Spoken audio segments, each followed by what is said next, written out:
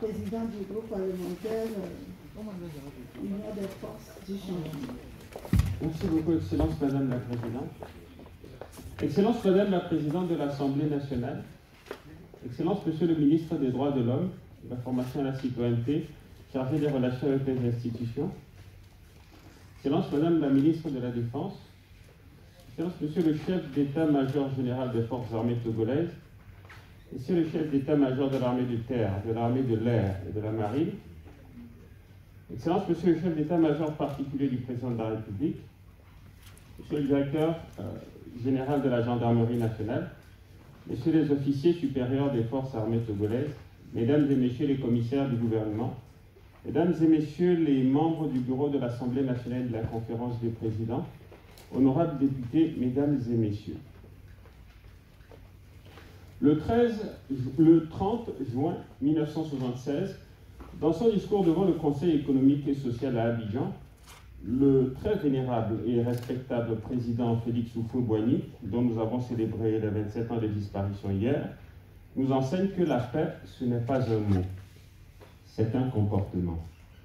Dans une sous-région ouest-africaine en proie à de multiples défis sécuritaires, notamment le terrorisme dans la bande sahélienne, la piraterie maritime dans le golfe de Guinée, la cybercriminalité grandissante dans la plupart des pays de la sous-région, et bien entendu les risques de lutte fratricide, ethnique ou politique qui couvrent dans nombre de pays de la sous-région, notre cher pays, le Togo, reste un îlot de paix et de stabilité dans la sous-région.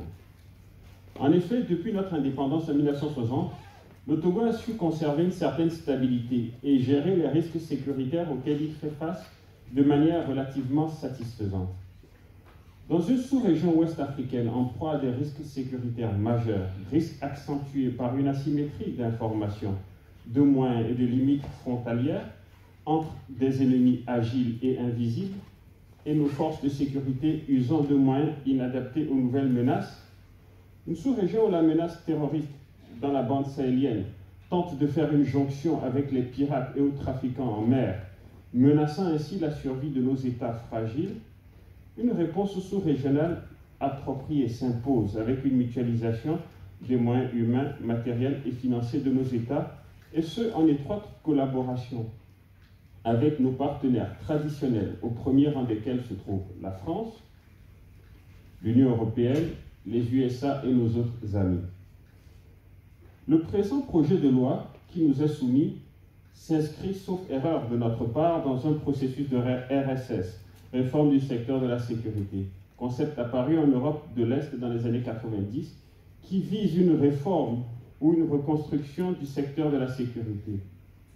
Si tel est le cas, comme opposition parlementaire, l'UFC, Parti d'obédience libérale, insiste par ma modeste voix sur le fait que le processus de RSS ne soit pas coopérationnel et qu'il soit également normatif, afin que cette réforme renforce les normes liées à la bonne gouvernance, au contrôle civil et au renforcement de l'état de droit.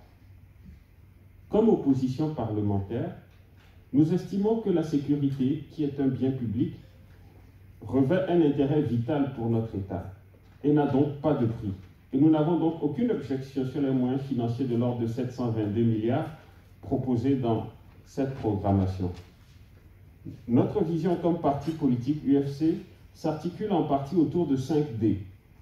La défense, la démocratie, le développement, la diplomatie et la décentralisation. Cette réforme est donc en parfaite adéquation avec notre axe numéro 1 qui est la défense. Étant donné que près de 4 973 recrues rejoindront les forces de sécurité, nous avons là une opportunité unique d'innover et de façonner la mentalité de ces recrues, qui nous la pensons seront en majorité jeunes. Nous invitons le gouvernement à insister sur la formation à la citoyenneté, à faire plus de place aux femmes et aux personnes présentant un handicap pour une armée plus inclusive et plus représentative de notre société. C'est connu, l'armée est souvent présentée comme la grande muette.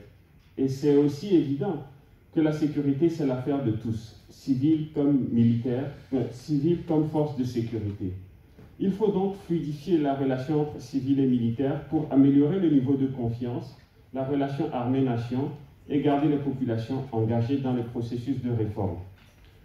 Nous invitons le gouvernement à mettre l'accent sur une communication accrue afin de continuer à briser la glace entre civils et militaires.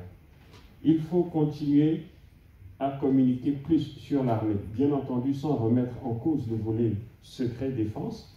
Il faut communiquer plus sur la mission de l'armée, son rôle, ses défis pour renforcer les liens armée-nation.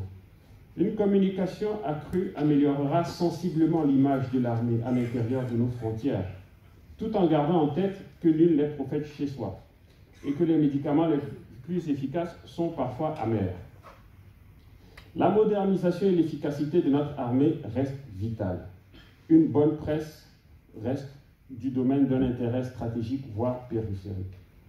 La défense étant la condition sine qua non à toute activité humaine libre et prospère, cette loi de programmation militaire étant en adéquation avec notre vision politique, l'UFC invite l'ensemble de ses députés à voter favorablement le présent texte. Je ne saurais terminer mon propos sans m'acquitter du devoir de féliciter le désormais général Martin Dadja Manganawe pour sa nomination comme chef d'état-major général de l'armée. Je félicite les généraux Abalo Félix Kadanga et Adjitaou Komla pour le travail abattu et les sacrifices personnels énormes consentis dans l'exécution de leur mission de protection de la nation, mission bien remplie, qui a permis de garder le Togo stable et en paix au cours de la dernière décennie. Mes félicitations vont également au colonel Massina de la gendarmerie qui, aux côtés de la police, sécurise jour et nuit nos populations. Mes félicitations vont également à la commission de la défense et au président Iou pour son dynamisme et son efficacité.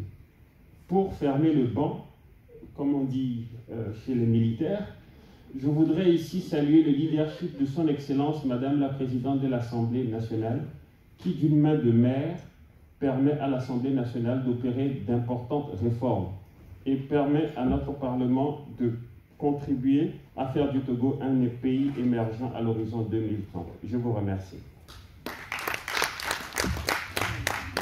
Merci,